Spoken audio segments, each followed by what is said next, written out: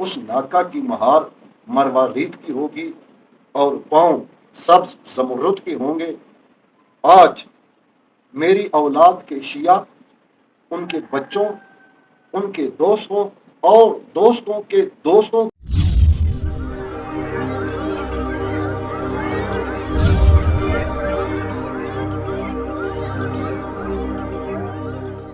اعوذ باللہ من الشیطان الرجیم، بسم اللہ الرحمن الرحیم۔ 13 جمادی الاول سے لے کر 3 جمادی الثانی تک کے جو ایام ہیں، یہ ایام فاطمیہ سلام اللہ علیہا کے نام سے مشہور ہیں۔ یہ ایام جس ہستی کے ساتھ منسوب ہیں، جناب فاطمہ زہرا سلام اللہ علیہا، یہ بہت ہی باعظمت ہستی ہیں۔ اس قدر باعظمت ہستی کہ ان کی عظمت اور بزرگی کی گہرائی اور گہرائی کو ناپنے کے لیے کوئی میزان نہیں ہے۔ جناب سیدہ سلام اللہ علیہا سے ان ایام میں توسل کیجیے، بی بی کو خدا کی بارگاہ میں وسیلہ بنائیے، اس لیے کہ یہ وہ ہستی ہیں کہ جن کے ساتھ توسل ائمہ علیہ السلام نے فرمایا ہے۔ آپ اندازہ کیجئے کہ جب آپ کسی مشکل میں ہوتے ہیں، جب دنیا کسی مشکل میں ہوتی ہے تو وہ ائمہ علیہ السلام سے توسل کرتی ہے، لیکن جب ائمہ علیہ السلام کسی مشکل میں ہوتے ہیں تو جس ہستی سے ائمہ توسل کرتے ہیں، اس ہستی کو جناب فاطمہ زہرا سلام اللہ علیہا کے نام سے یاد کیا جاتا ہے۔ ہماری مشکلات کے دور نہ ہونے کا ایک سبب یہ بھی ہے، یا ہماری حاجات کی قبولیت نہ ہونے کا، یا ہمارے توسل میں جو ایک کمی ہے وہ اس بات کی کمی ہے کہ ہم جناب سیدہ سلام اللہ علیہا کی عظمت سے ناواقف ہیں۔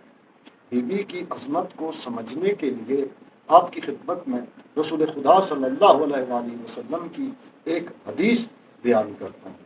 جناب جابر بن عبداللہ الانصاری پاک پیغمبر صلی اللہ علیہ وآلہ وسلم سے روایت کرتے ہیں کہ حضرت محمد مصطفیٰ صلی اللہ علیہ وآلہ وسلم نے فرمایا، بروز معاشر میری بیٹی فاطمہ زہرا سلام اللہ علیہا ایسی حالت میں آئیں گی کہ وہ ایک بہشتی ناقہ پر سوار ہوں گی، اس ناقہ کے دونوں طرف بہشتی ریشم کے پردے لٹک رہے ہوں گے، اس ناکا کی مہار مروارید کی ہوگی اور پاؤں سبز زمرد کے ہوں گے اور دم خالص ریشم کی ہوگی، اس ناکا کی آنکھیں سرخ یاقوت اور در کی بنی ہوئی ہوں گی، پشت ناکا پر نور کا ایک گنبد نصب ہوگا جس کا اندرونی حصہ بیرونی حصے سے زیادہ روشن اور آشکار ہوگا، اس گنبد کا درمیانی حصہ اللہ وحدہ لا شریک کی عفو و بخشش کا حامل ہوگا اور بیرونی حصہ خدائے رحیم کی رحمت کا حامل ہوگا۔ فاطمہ زہرا سلام اللہ علیہا کے سر پر نور کا ایک تاج ہوگا جس تاج کے 70 پائے ہوں گے اور اس کے ہر پائے پر ایک مرصع مروارید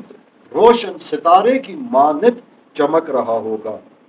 فاطمہ زہرا سلام اللہ علیہا کی سواری کے دائیں بائیں 70 ہزار فرشتے موجود ہوں گے۔ اس ناکا کی مہار جبرائیل امین کے ہاتھوں میں ہوگی اور جبرائیل امین بلند آواز سے یہ صدا لگائیں گے کہ اے اہل معاشر، اے لوگو، اپنی نگاہیں جھکا لو کہ فاطمہ بنت محمد صلی اللہ علیہ وآلہ وسلم میدان معاشر میں تشریف لا رہی ہیں۔ اور حدیث میں یہ الفاظ موجود ہیں کہ اس میدان معاشر میں کوئی ایسا نبی،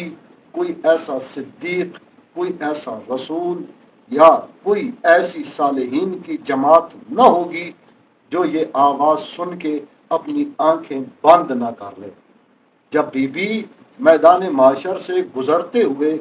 عرش کے نیچے پہنچیں گی تو بی بی کی سواری رک جائے گی، بی بی اس ناکا سے اتریں گی اور یہ آواز دیں گی کہ اے میرے اللہ، میں یہ چاہتی ہوں کہ آج کے دن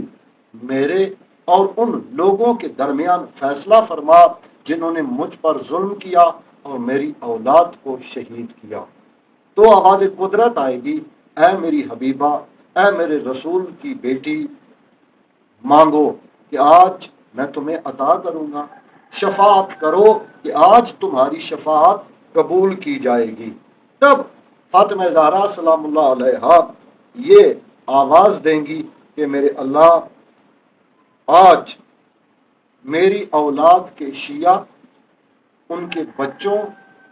ان کے دوستوں اور دوستوں کے دوستوں کی بخشش فرما۔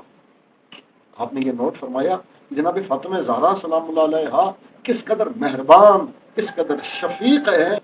کہ اپنے بیٹوں کے شیعوں، ان کے بچوں، ان کے دوستوں اور پھر دوستوں کے دوستوں کی شفاعت بھی خدا سے طلب کر رہی ہے۔ ایک دوسری روایت جو امام محمد باقر علیہ الصلوۃ والسلام سے مروی ہے اور اس کے راوی یہی جابر ابن عبداللہ انصاری ہیں، اس روایت میں امام علیہ السلام فرماتے ہیں کہ جب فرشتے ان تمام علی کے چاہنے والوں کو، جناب سیدہ سلام اللہ علیہا کے حبداروں کو، ان کے بچوں کو اور ان کے دوستوں کو اور دوستوں کے دوستوں کو لے کر جب میدان محشر میں آئیں گے، تب یہ جو حبداران فاطمہ سلام اللہ علیہا کا قافلہ ہوگا یہ جنت کے دروازے پہ آ کر رک جائے گا۔ تو خدا ان حبداران جناب سیدہ سلام اللہ علیہا سے سوال کرے گا کہ جب تمہیں جنت میں جانے کی اجازت مل چکی ہے تو پھر کیوں رک گئے ہو؟ تب یہ حبداران جناب سیدہ کہیں گے کہ میرے اللہ، ہم یہ چاہتے ہیں کہ آج اس میدان معاشر میں تو دنیا کو بتائے کہ تیری نظر میں ہم حبداران سیدہ کا مقام اور مرتبہ کیا ہے۔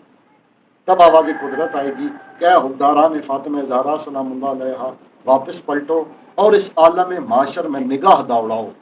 اور دیکھو، اگر کسی نے اللہ کی رضا کے لیے اور فاطمہ زہرا سلام اللہ علیہا کی محبت میں تمہیں کھانا کھلایا ہو، تمہیں پانی پلایا ہو، تمہیں لباس پہنایا ہو، تو اسے اس میدان معاشر سے اٹھاؤ اور اپنے ساتھ جنت میں لے جاؤ۔ آپ نے غور کیا کہ محبت فاطمہ سلام اللہ علیہا کا اثر کیا ہے؟ ان ایام میں جناب سیدہ سلام اللہ علیہا سے توسل کیجیے، اور توسل کرنے کا یہ بہترین طریقہ ہے کہ آپ محبت فاطمہ سلام اللہ علیہا میں حبداران جناب سیدہ کو کھانا کھلائیں، اگر لباس پہنا سکتے ہیں لباس پہنائیں، اگر آپ پانی پلا سکتے ہیں پانی پلائیں، اگر آپ کی کوئی حاجت ہے، اگر آپ کی کوئی مشکل ہے، اگر آپ کی کوئی پریشانی ہے، تو اپنی اس حاجت کے لیے، اپنی اس مشکل کے لیے، پریشانی کے دور ہونے کے لیے ان ایام میں یہ عمل انجام دیجیے۔ اگر آپ محبت فاطمہ میں